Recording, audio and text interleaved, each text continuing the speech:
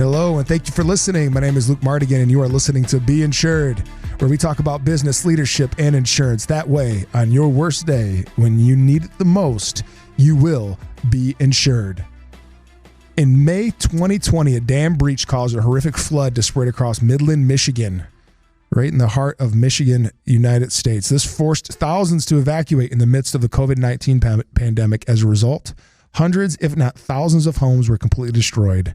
An entire lake is gone off the map, which begs the question, the one that I've gotten the most, will insurance cover this? During today's episode, we'll talk about why and why not it's covered and what you need to be looking for to ensure that your home is protected if something like this happens in your area. And I'm super excited to be joined by our special guest. Hey, I'm Harrison Gundon. And my awesome co-host, Eric Gastring, the Mardigian Agency. All right, let's recap what happened in Midland. Heavy rain occurs in central lower peninsula of Michigan, which left many areas flooded, especially Midland County. In fact, we got just under 5 inches of rain in a 48-hour period, which is just a ton for Michigan. And if you don't know, mid-Michigan is mostly clay underneath the topsoil, so it does not drain quickly. Until you get to northern Michigan where it's more sandy, it just doesn't drain.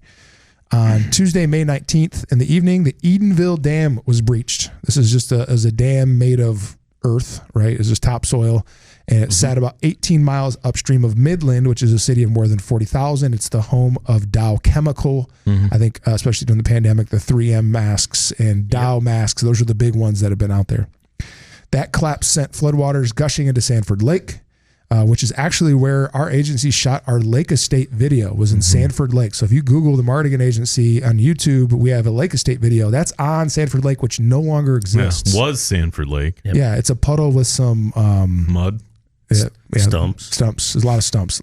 Boat hoists. Yeah, some boat hoists, yeah. Still covered by insurance, by the way. Yeah. Well, if you have Farm Bureau. Yeah, if you have the Lake Estate product. The Sanford Dam became overwhelmed by floodwaters as a result of the Edenville Dam breaching, and that also broke, which sent a torrent of muddy water downstream, forcing evacuations of thousands of residents. In total, more than 2,500 homes, businesses, and nonprofits were damaged or destroyed by the floods. Downtown Sanford is gone. Yep.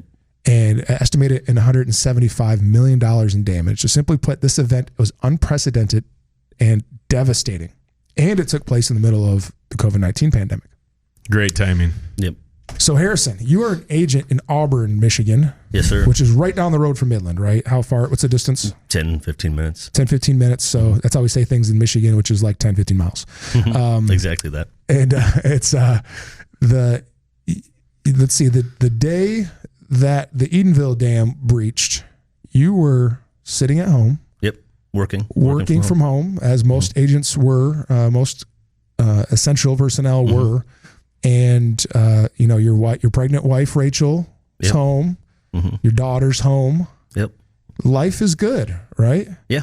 Yeah, it was great. You knew that the Edenville Dam broke, but what was the news that you had gotten about the Sanford Dam? That morning, we had been kind of watching things because we knew people in Sanford and on Lake Sanford that had been evacuated the night before because there was concerns. And then that morning, an article had come out. We read, the dams are fine. They're stable. No issues from county officials. So you sit down to log into your computer and get back to work like everything's normal? Yep. Had a Zoom call, did a BNI meeting that morning. Everything was... normal. Your daughter's toddling around, happy as can be. Yep. Yeah, I think we had her watching some show. Yeah. Rugrats or something. Yeah. I don't think kids watch Rugrats these days. Oh, my bad. Yeah, my wife's 5 years younger than me. She doesn't know what Rugrats is. She's like, I'm familiar with it, but I never saw it. And I'm like, how did you not see Tommy Pickles? Anyways. Right. And then what was your first clue that bad things were coming? So there wasn't a lot of concern, but where I live, there is a creek that kind of rolls through there. And when I bought the house, when I moved there, there's a lot of people in that area that are like, well, we 17, we had a flood, 86, we had a flood. Almost every year this road gets covered in water because the way the river comes on one side, it fills the creek and it fills over the road. And so that happens every year. Everybody in that area is used to it. They said, hey, nothing to worry about. You're out of the flood zone. Don't be concerned.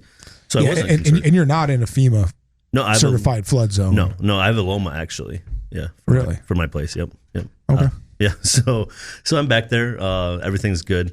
And drove out that day, had my truck, I figured it out and go back out. It was probably about, I don't know, 3.5, 4 foot of water on the road at that point.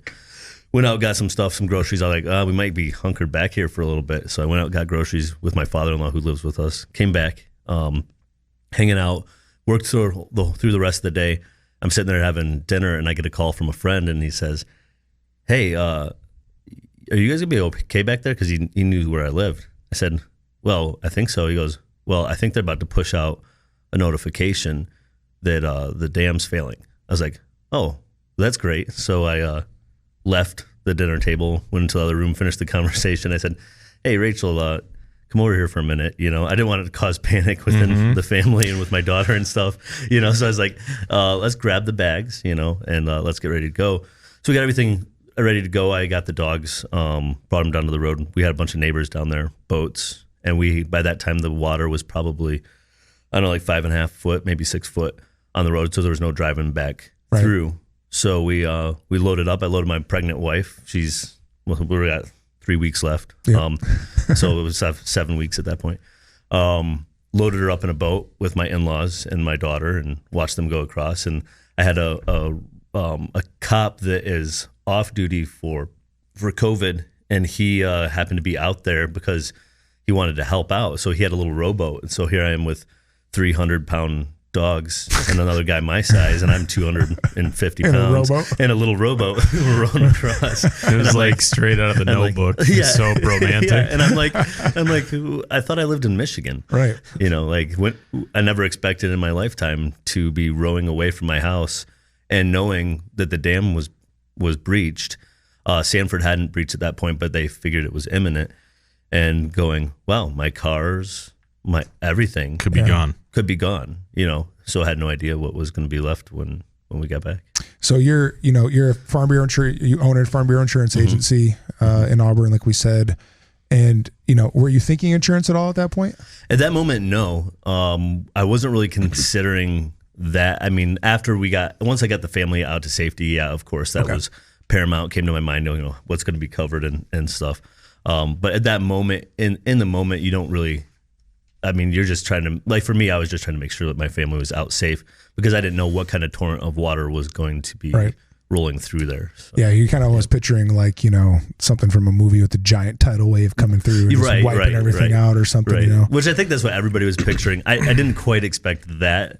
But you never know. If the dam had fully failed in that capacity, then maybe that would have been more that way. But from the video that I've seen, it was more like when you build a sandcastle on the beach at low tide, and you're out there all day as a kid, and you're just digging and you're building a sandcastle, and you got your wall built up so that the ocean or the lake can't go get it, right? And then high tide comes and there's no holding it back. Chance. Yeah, it's kind of a slow roll. Yep. Like it just kind of slowly takes everything with it.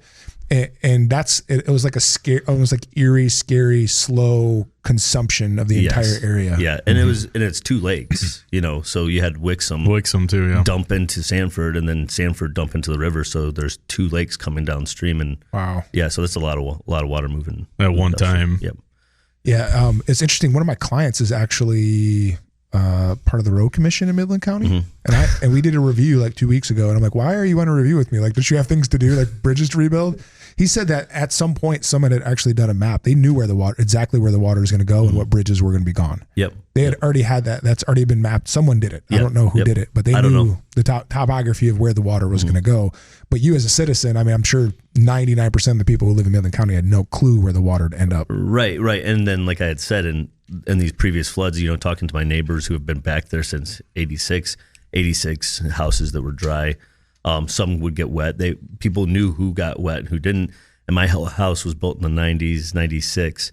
And then in the 17 flood, there was my basement was bone dry. Wow. So there was no. So you're thinking best case scenario. It's going to be like all the other worst case scenario. It's going to be like the other floods. Yeah, absolutely. And so where did you go? So you have this surreal moment. You're on this rowboat with your dogs, and where did you go? So we got across, and I had a couple friends that had made in the area, that had come down with vehicles and helped just cart my family out initially to a house in Midland that we knew was kind of in a safe area. And then because I didn't have vehicles, my parents drove all the way up from the Thumb in Caseville. They said, hey, we're going to come down. My dad's a pastor. They have the 12-passenger van. We'll make it happen, So they come down and they picked up all of us, and we went back up to the Thumb. And then I made the journey kind of back and forth the days after that. But so we stayed up in the Thumb. And a lot of people, I think that there was 11,000 people displaced, is what they calculated. And so there's people there's people spread out everywhere, wherever they could go, to find a safe place to stay with some friends or family. Yeah, and for those who are listening who maybe aren't familiar with Michigan, the Thumb is the large rural area north of Detroit. If you go directly north from Detroit, it actually looks like, if Michigan is a mitten or a hand, it actually looks like the thumb. Yep. So we call it the Thumb, and there's pretty much farmland and a couple stoplights in the Thumb. That's about it. It's and a lot of beautiful coastline. Yep. All right, so when was the first time that you actually got to see your house? So it would have been 2 days after, 3 days after. I can't remember right now. Wow, so you went 2 or 3 days without knowing, clue if all your belongings were even going to be there, if the house was going to be there. Yep. Yeah, we watched Facebook, and there was various people that were trying to get into the area. A guy with a drone camera. So he was taking pictures, and I'm like zooming in trying to see, because nobody was going out that far to where my place was at. And so I would ask people, hey, have you seen back there? And I collected some pictures, and I'm just hoping, hey, maybe I'm out of the flood zone. Maybe mine's just right there. And so it was a few days, and then two of my buddies and I went out there.